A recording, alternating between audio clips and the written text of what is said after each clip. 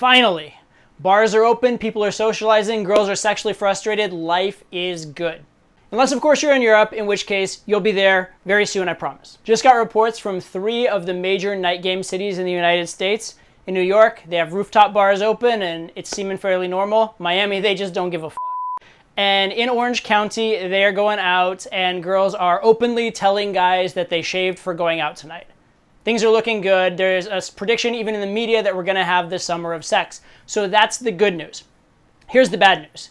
It may have been 9 months, a year, since you have been out and done a cold approach. And you're probably going to experience a phenomenon I call veteran approach anxiety. That's when, even though you've done approach for a long time, maybe even years, maybe even you're advanced, you just haven't done an approach in a while and you feel a lot of approach anxiety. And funny enough, this veteran approach anxiety in some ways is worse than beginner approach anxiety because you also have your ego to deal with. So what I'm going to do in this video is I'm going to give you one inner game solution, one outer game solution to get over that veteran approach anxiety and truly enjoy this upcoming summer of sex the way it should be enjoyed. As someone who's been in game for nearly 20 years, I basically don't get approach anxiety, except in a couple very specific scenarios, which are what I call advanced approach anxiety. And I want to explain that to you because it's extremely relevant to the situation of the world right now.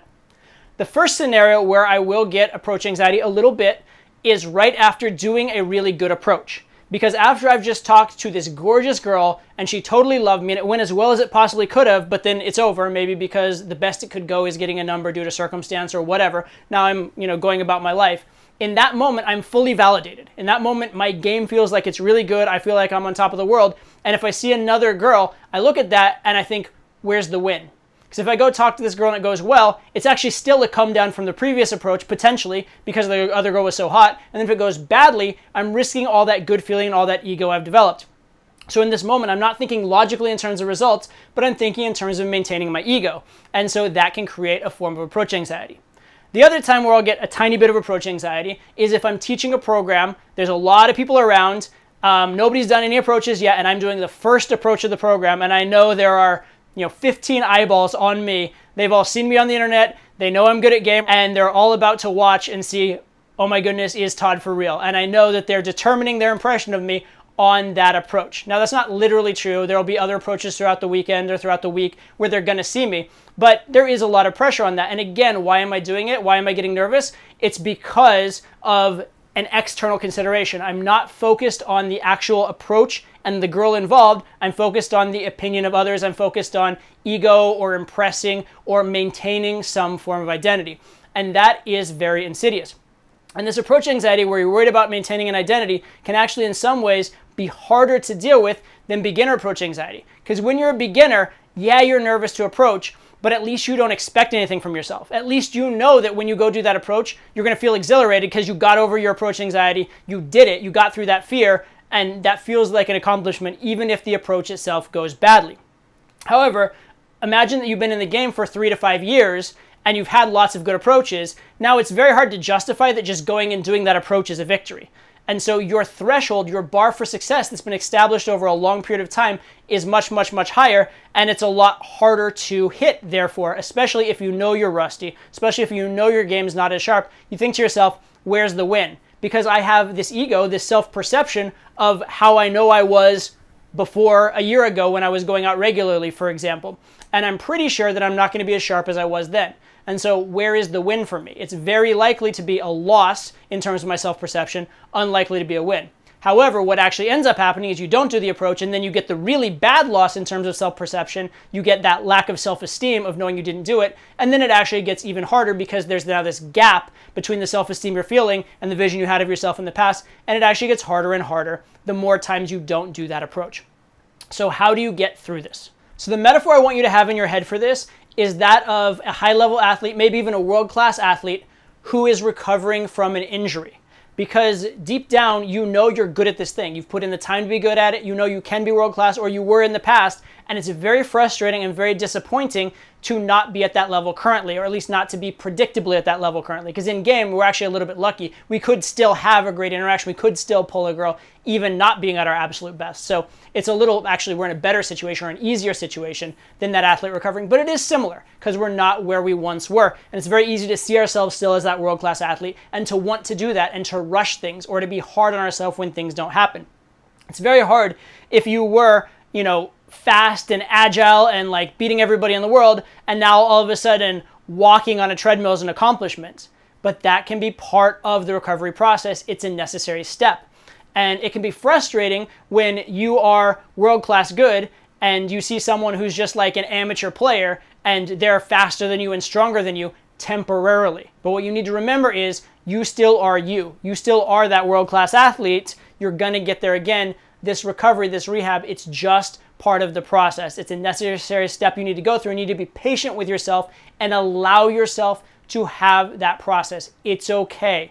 It's part of the journey. It's natural. Everybody goes through it. I know the last time I had to come back from a long period of timeout, it was quite frustrating, particularly that first day, because I knew how good I could be. I expected good responses, and I was actually getting very negative responses. And in fact, the fact that I expected the good response, the fact that I was a little arrogant and a little bit entitled, but I was rusty, made the bad responses even less forgiving, right? It wasn't this nice, oh, he's trying response that a beginner would get. It's this, who is this asshole player who can't hack it response. And it was pretty tough. And that lasted for about 4 hours. And by about hour 4.5, my approaches started to go well. I started getting numbers and smooth interactions again. And by the next day, I was pretty much good again. But I had to go through that. And that's even, being a veteran of the game for a very long time. It might take you a day. It might take you a few days. It might take you even up to a couple weeks. Probably not if you're honestly going hard. You'll probably get it back really quickly. But the most important thing isn't how long it takes you. The most important thing is to allow yourself to fail so that you don't stop yourself from doing. As an advanced guy, here's the benefit for you. So I said that advanced approach anxiety is somehow harder than newbie approach anxiety because you have ego, but it's easier because you've already been through it before. You've already been through it as a newbie and you know how to get through it. You just have to put your ego aside and allow yourself to be a newbie again. Allow yourself to be a beginner again for a few days or a week and trust that you will get there. It will come back, and I promise you it will. But if you don't allow yourself to be a beginner, you might start getting hard on yourself. You might start overstraining. You might be unnatural. You might come off incongruent, and it might actually get harder, and it might sort of spiral down. So allow yourself those failures. Allow yourself that progress. Allow yourself that journey. It's okay. So that's the inner game component to approach anxiety. But there's also what you might consider to be an outer game component, or you might consider to be an excuse. And that's that while the world is opening up, it's still not completely open, and people may have different degrees of comfort with being approached by a stranger. Now, I can tell you, having been out in the world, that most people don't care as much as you probably think they care, but some do. Some care a little bit. However, you need to get used to it. You need to calibrate, and you need to just convince yourself through experience that it is safe, it is okay, and it's all right to talk to people. And you don't want to do it in a super invasive way that's going to be off-putting or high risk because, again, it's okay to give yourself that journey. It's okay to make it a soft, easy process for yourself. So here's what I suggest for just getting accustomed to what is the normal for socializing right now and just getting acclimated to the fact that people will talk to you. It is okay again. What I suggest is this. Do the tiniest amount imaginable, but do it consistently. So here's what I want you to do. Every potential social situation you have with a hot girl, and by the way, actually, even why limit it to hot girls? Just every potential social situation you have, take advantage of it and say one thing. Throw out one social comment. Say, hey, what's up? How's your day? Say, oh my God, the line's always so long here. Say one thing. And then you know what? If they respond, great. If they don't respond, you gave yourself a greater than 0% chance of starting a conversation, and nobody was harmed. Everybody is fine. Nobody called the police on you for talking to them. It's completely fine. You realize people are still people. People are still normal. And in fact, if anything, people are very starved for human communication. They're actually probably more likely to talk to you than they would have been in the past. But me telling you that only goes so far. You need to convince yourself of that through experience. And that's why you need to just start these little conversations. So just throw out something. And if it goes somewhere, great. If it doesn't, no big deal. Once you realize that throwing out one comment isn't a big deal, then follow it up with a second comment, especially if there's some kind of response, and start layering it until you're doing a practical, real approach again. But the key idea here is, again, go slow, allow yourself to progress, and give yourself a non-zero chance of starting a conversation. If you stand there in silence, your chances are 0. You throw out one little line, your chances are non-zero. With that, you're going to start getting some positive feedback, and you're also going to start feeling that at least you did something, so you didn't give up on yourself in those other cases. So you're building your self-esteem, getting a little positive feedback, and you're convincing yourself it's socially okay. Then you can push it a little further, a little further, a little further. And this should not take days and days and days. It should not take weeks. If you're experienced at game, it should come back very, very quickly. But the key thing, again, allow yourself to have that process. Don't put pressure on yourself, don't put pressure on your ego, and don't put pressure on the other person to respond in some big way. All right?